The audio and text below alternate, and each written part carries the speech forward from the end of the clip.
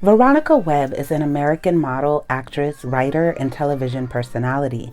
The first African American to have a major cosmetic contract, Webb has appeared on covers of Vogue, Essence, and Elle magazine, and on the runway for Victoria's Secret and Chanel. A gifted writer and television personality, Webb was an editor for The Interview magazine, a columnist for Paper magazine, and a co-host on Bravo's Tim Gunn's Guide to Style. She has accomplished so much, but people rarely bring her up as one of the supers, right? It's rare, unless you're really into the supermodel era, it's rare that she gets the highlight and the flowers that she deserves.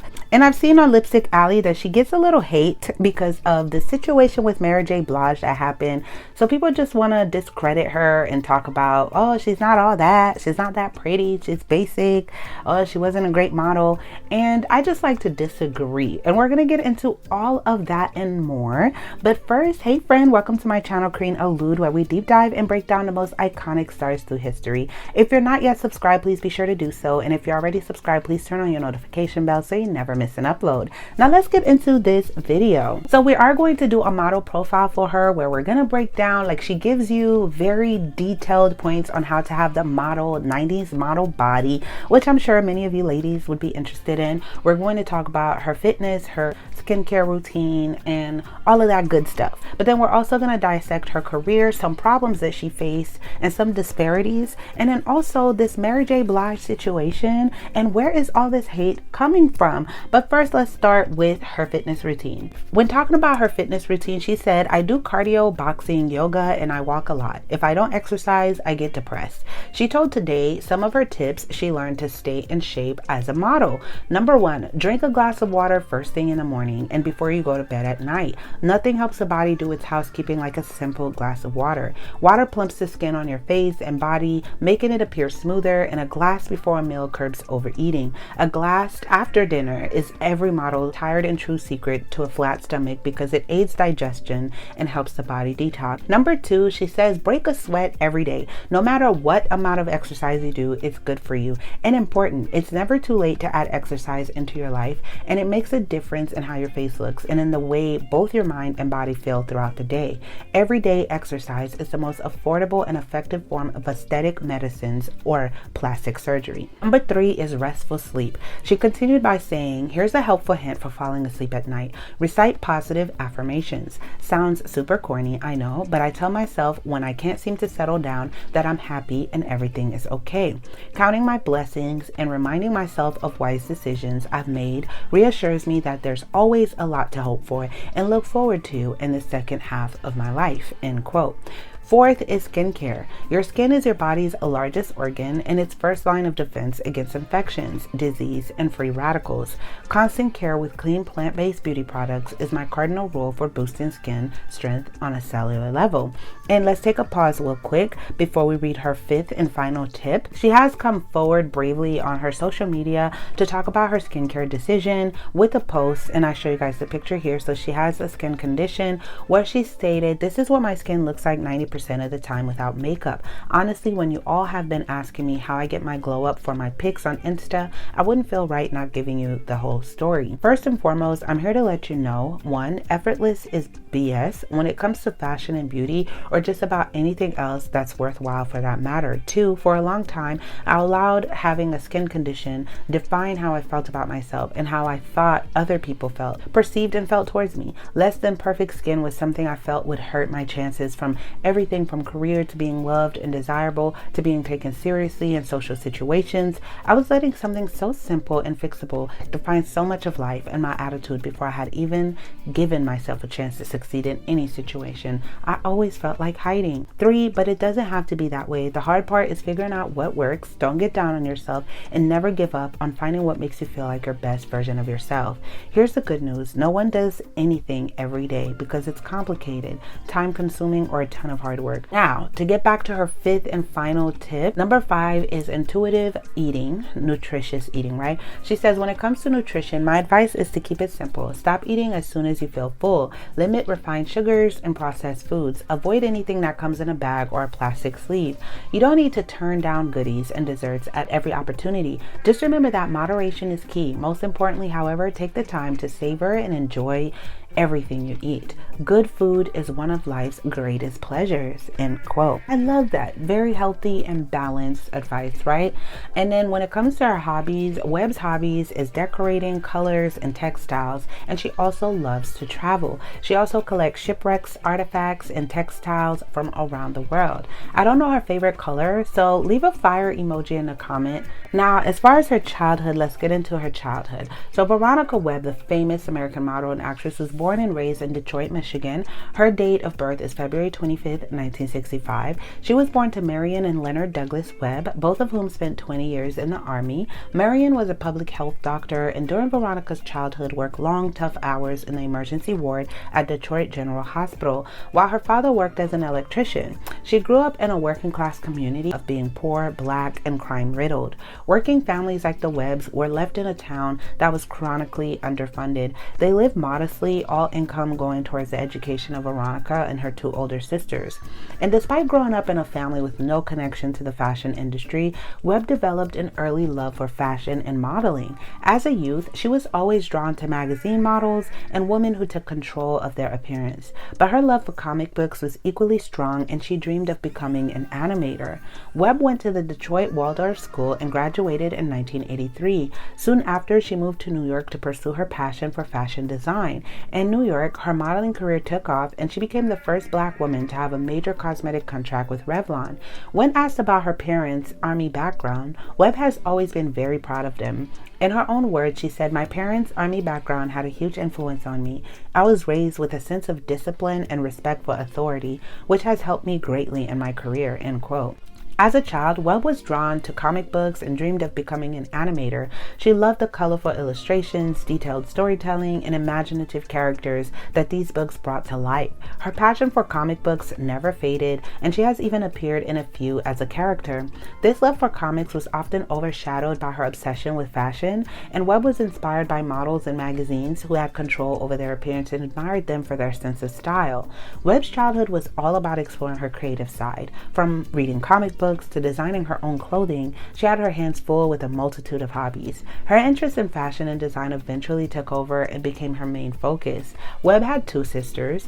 One became an oncologist and the other a mathematician. And despite their varied interests, Webb has always maintained that her sisters have been her constant source of support and inspiration. She told Allure magazine, and I quote, "I come from a family of firsts. My mother was among the first generation of commissioned black female officers in the U.S. Army.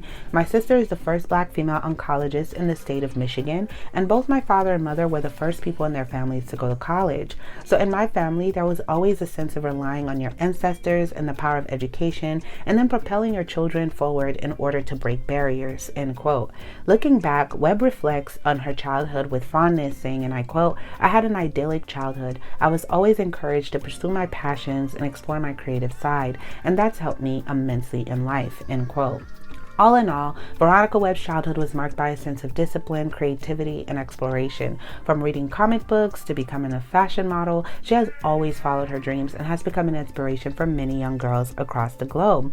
Now, in terms of her career, Veronica Webb's journey from schoolgirl to supermodel is a fairy tale filled with glamour and unexpected turns. An encounter with a makeup artist in a houseware boutique ignited her career, leading her to drop out of school and step onto the runway. The music world also took notice, featuring Webb in New Order's Round and Round music video from their 1989 album Technique, and in two videos for Scritti Poliiti's 1985 album Cupid and Psyche. Upon moving to New York, Webb's captivating beauty and unique style led her to become a sought-after model and eventually a spokesmodel for Revlon. She set a significant milestone as the first black supermodel to secure an exclusive contract with a major cosmetic company. There was always a difference between, the way black models and white models were paid for the runway. If you were black, you couldn't be on a cover because it would never sell. That you would never get an advertising campaign because nobody wanted to buy clothes or makeup or anything from women of color. So, I happened to be in the right place at the right time. I was the first black woman to get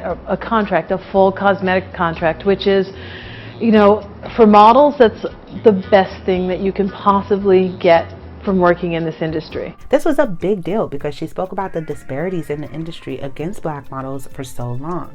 In 1991, she made a successful transition to acting, making her debut on Spike Lee's acclaimed film Jungle Fever. Her filmography includes roles in Someone Like You, The Big T's, and Malcolm X. On the small screen, she appeared on shows like Damon, Just Shoot Me, Becker, and Clueless. And in 2006, she showcased her talent in the independent feature film Dirty Laundry.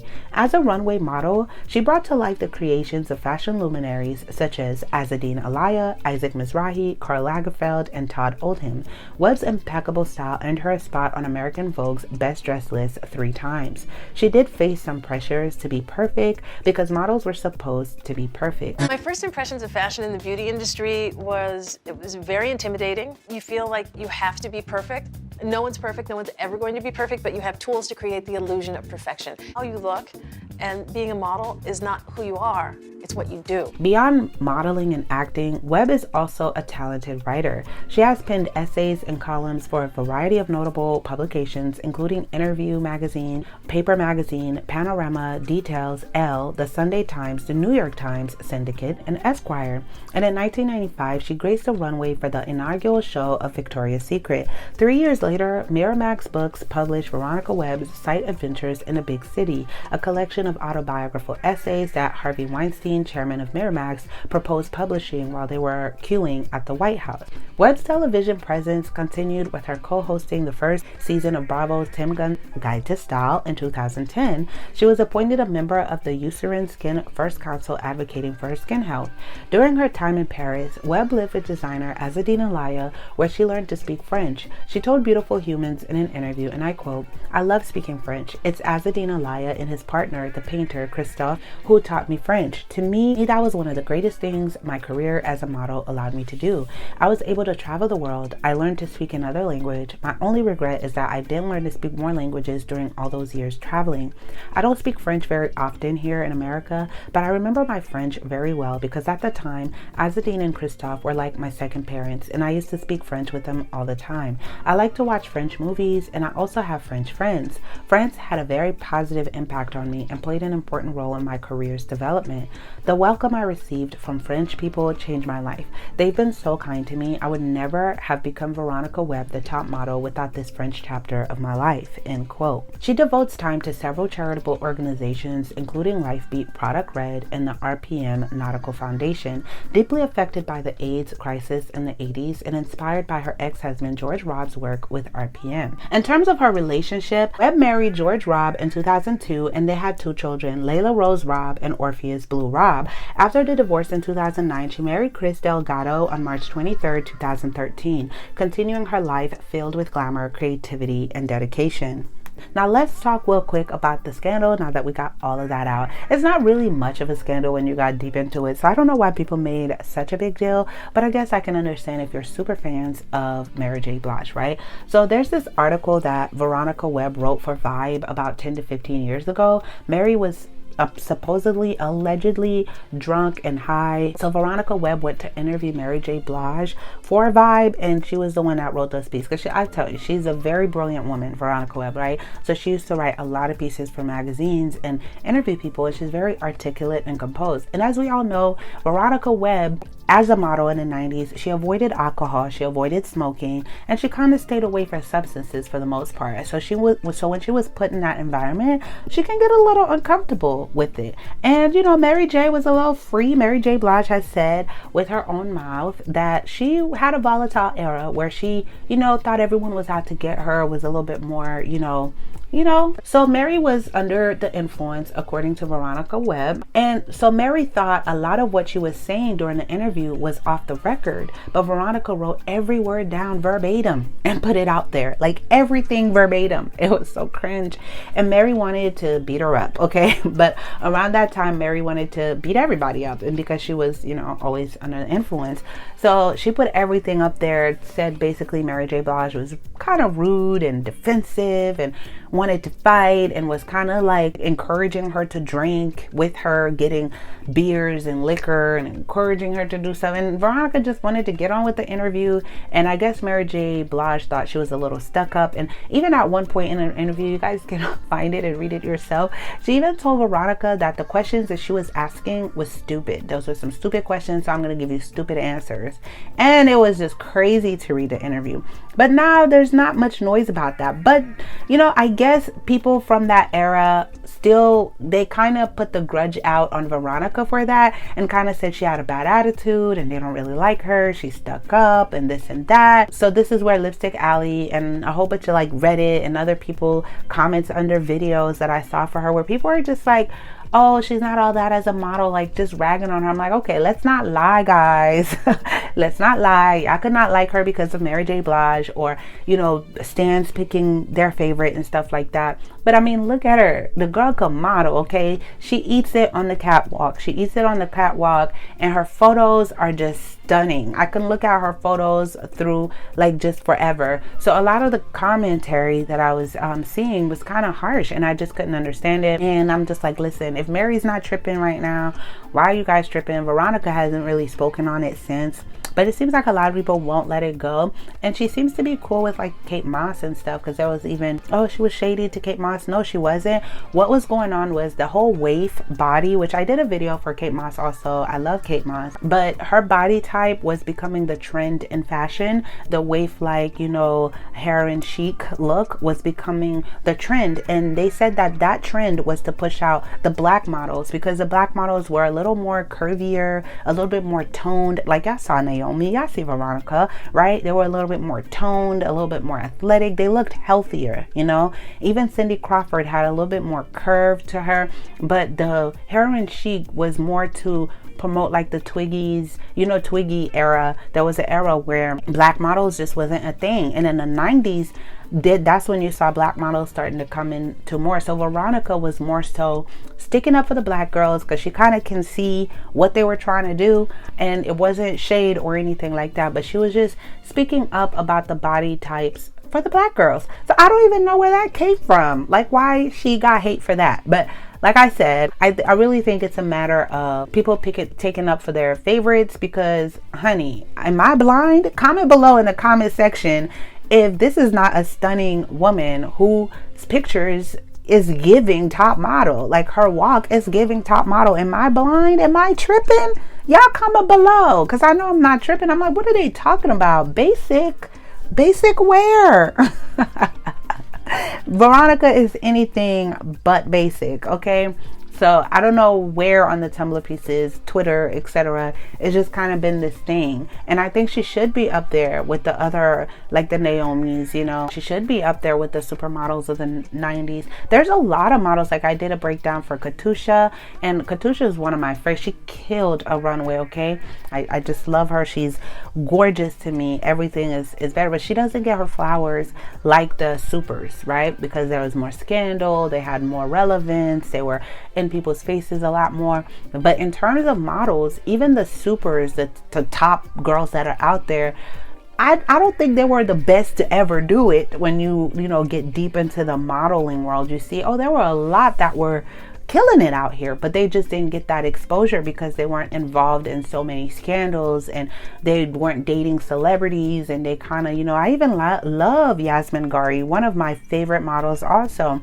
And she's not in the limelight as much, but she has resurgence with, you know, the nostalgic era that's coming out. So I think Veronica Webb is one of those models that wasn't in scandals, that wasn't drinking, that wasn't partying, that minded her business, that was super intelligent, that's been so low key that people don't put her in the same conversation as the girls. But she was first to have a major deal with Revlon, you know. She broke barriers. We should be talking about her more, giving her her flowers more, highlighting her more. But what happened? What happened? Comment below, give her her flowers, leave a fire emoji in the comments for her, and comment below who else would you guys like me to add to my list. And especially unknown models or forgotten models that really paved the way in their era, that fought, that, you know, put themselves out there. Check out my supermodels playlist. I have a whole playlist on my channel dedicated to the supermodels. Go check that out, and fashion designers also. Comment below who else would you guys like to see. I'm going to do a mini tribute for her so you guys can see some of these stunning photos, because I know I'm not tripping. And if you enjoy the music you're going to be listening to in the background, that's my brother's new music. He just dropped this today as we're speaking, and I've been waiting for it for a long time. One of my favorite pieces he's ever dropped of all time. Make sure you check the link in the description to go support, thumbs up his video, and tell him Karine sent you, because he provides all this wonderful music for me. I love you guys so much. Thank you for tuning in. Until next time.